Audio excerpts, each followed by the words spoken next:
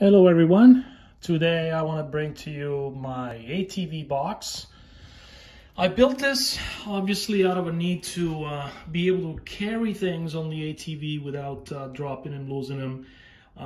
Things like small tools, an axe, or maybe even a chainsaw, although maybe it's not big enough for a chainsaw, but I don't really need it for that.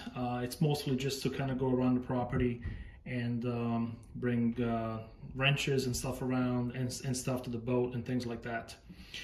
So I was looking for a box to do this, and there are very few options out there for what I found, and of course they cost a ton of money. Over $100 for a box made out of mesh material that obviously things fall through. I want to be able to throw a wrench in here, a small wrench, and maybe a bunch of screws and whatever, and not lose them when I get to the garage. So I figured I would just make it out of plywood, which is what this is. Not the ideal material, but again, I don't leave this outside. I think for my purpose, this will serve me well. Now, when you consider the cost, plywood these days also costs a ton of money. So in my case, this was all free. I had this plywood laying around. It was a little less than half a sheet and 3/4 inch plywood, and it was enough to do all of this. I'll give you the measurements. Also, what I was looking for is something that was a quick release instead of having it bolted down or things like that, which again, those mesh baskets that you see on Amazon or eBay don't give you. They basically give you a bunch of bolts and carriage bolts, and you gotta bolt it through. Also, a lot of those boxes are just bigger than this carrier right here, and it just looks ugly. So what I came up with is these latches, which I purchased on eBay, I believe. And basically, by undoing these guys, you can just take this thing easily off and be done with it. I'll show you in a little bit what it looks like underneath. So that's it. I mean, it's basic plywood construction, and obviously painted, a bunch of coat of spray can, just to kind of make it a little more durable. But again, it doesn't, you know, if it gets scratched at the end of the day, I don't care.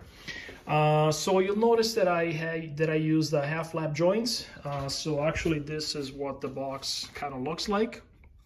All right, so half rounded, quarter rounded on top, all the way around. I thought of putting some handles, cutting some handles here on the side, but again, it's beyond the scope here. And so this have a routed channel on the bottom all the way around, as well as on the edges. So basically, this would be the front of the box right here, laid out like this. And so the side kind of goes in there so that you don't see the end grain on the front. Of course, you see the end grain on the side here. Okay, it would be here. But again, this is painted quite heavily so that you don't even see that. And then again on the bottom, it's routed also on the bottom, so that the bottom has its own routing right here, and it just fits flush like that. Okay, so that way it fits flush. Again, the end grain is really on the bottom, but again, on the bottom of the box, you don't really see it. So that's what the box construction looks like. It is glued and nailed at all the joints, and on the bottom as well, and so it's nice and sturdy. And then again, obviously these clamps are screwed on the sides with stainless steel screws actually. And then I was gonna take them off and paint them, put them back on. I just left them on there. These are supposed to be rust resistant, zinc plated, whatever, but they're probably not. But again, these will get wet a little bit, but nothing major. So I took the rack off and flipped the whole thing over, and basically the way I designed it is to be flush with this edge right here, so that way the clamp would just slide down there, go underneath, okay, and then be able to clamp up. Okay, it's nice and snug fit. Some of them are tighter than others. And so it basically goes from this edge right here to this edge right here. and then it's supposed to bump against this top right here. All right, and it was supposed to come right to this edge. I made it maybe about 1/8 of an inch too long, just so that it's flush with this. And clearly there is plenty of clearance to the headlight. It is about 6 inches tall, I believe, the inside dimension, which clearly comes in front of the headlight. But as you see from one of my previous video, I have these lights mounted on the handlebar right here, so I don't really care about this light. And then of course the bottom is all solid 3/4 inch plywood as well. So it's a little smaller than it could have been. Maybe could have been a little bit bigger here, but again, I wanted to be able to clamp on this edge right here. So I might have been able to clamp here and here, but then the front would have been unsupported. So it could have been maybe another, I don't know, 3, maybe 4 inches longer.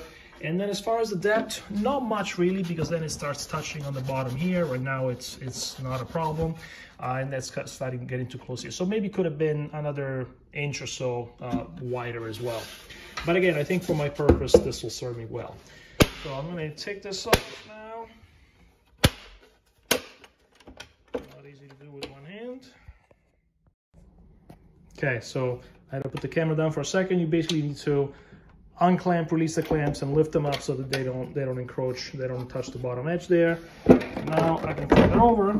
And so what I did is I also put these feet in here for a couple of reasons. So basically what I did is, like I said, I took this off and I aligned this up with the rack, and then I basically slipped these pieces of wood inside and through these openings, screwed them down and glued them as well, and then let it dry. And so now these are nice and firm.